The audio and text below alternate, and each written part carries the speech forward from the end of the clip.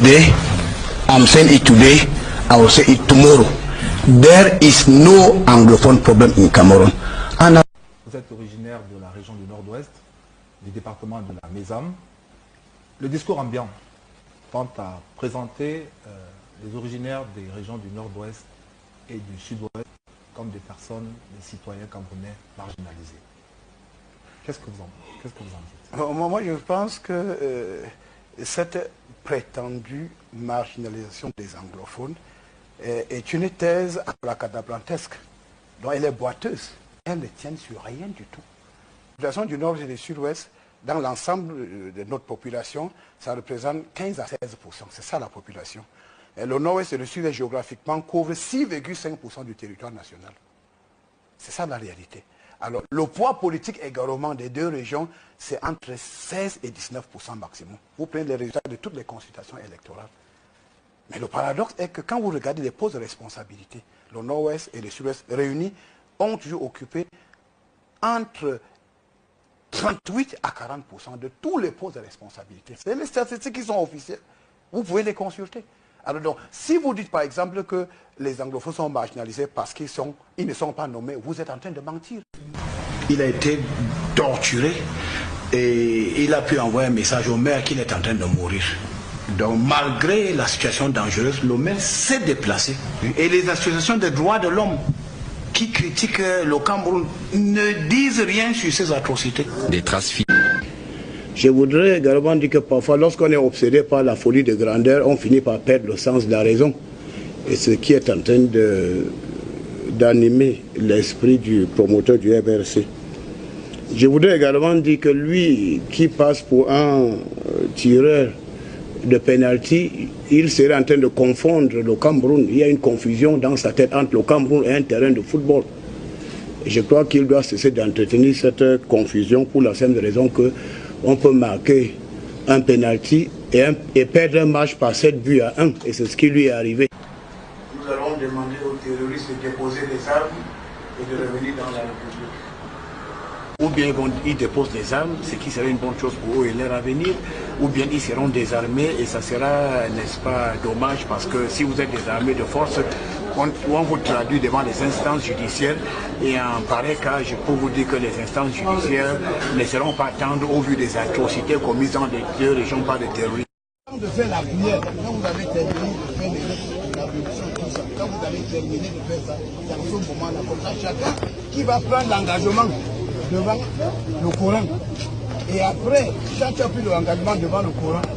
Et vous ne respectez pas la parole, vous avez la malchance de votre génération, tout le monde.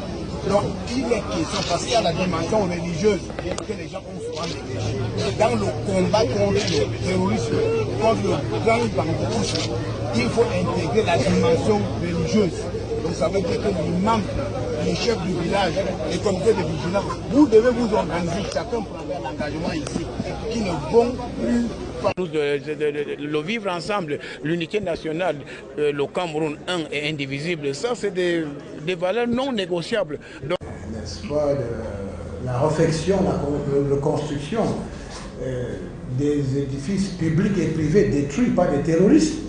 Donc ce qui est essentiel pour nous, c'est d'abord l'aide à la population en détresse, parce qu'il est... Je citerai une fois de plus le chef d'État, son Excellence Paul Biya. Je pense que les choses sont désormais parfaitement claires pour tout le monde. Le Cameroun est victime des attaques à répétition des bandes de terroristes se réclamant d'un mouvement sécessionniste.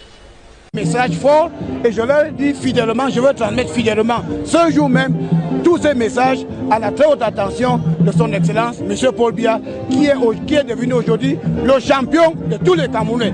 Ils ont promis un coup KO à l'opposition. Voilà les messages sur les banderoles, que c'est un coup KO, n'est-ce pas, à l'opposition camerounaise. Donc je crois que le message est... Ensuite, la sensibilisation. Ensuite, la perte. Ensuite, la répression. Je voudrais rappeler à l'endroit de tous les candidats et de tous les acteurs politiques qu'aucun écart de comportement ne sera toléré, car nul n'est au-dessus de la loi. Et quand il s'agit de défendre la légalité républicaine, l'État devienne un monstre froid qui applique la loi et rien que la loi. J'ai suivi il y a 2 jours les déclarations d'un député qui projette également d'organiser des manifestations publiques au cas où son candidat ne serait pas élu.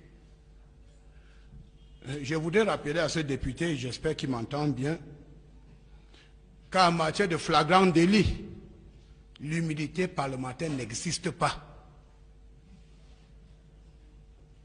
C'est un rappel qui mérite d'être pris très au sérieux. Il prétend qu'il défendra cette prétendue victoire par tous les moyens. Il n'aura même pas les moyens d'aller jusqu'au bout parce que nous ne lui donnerons même pas les moyens de commencer. Il faudrait que le message soit clair. Parce que pour aller jusqu'au bout, il faut commencer quelque part. Mais dès lors qu'il n'aura même pas les moyens de commencer, je ne vois pas comment il ira jusqu'au bout. Et je dis qu'en matière, s'il fallait régler le problème de Maurice Kamto, c'est le sous-préfet de son arrondissement qui va d'abord gérer sa situation.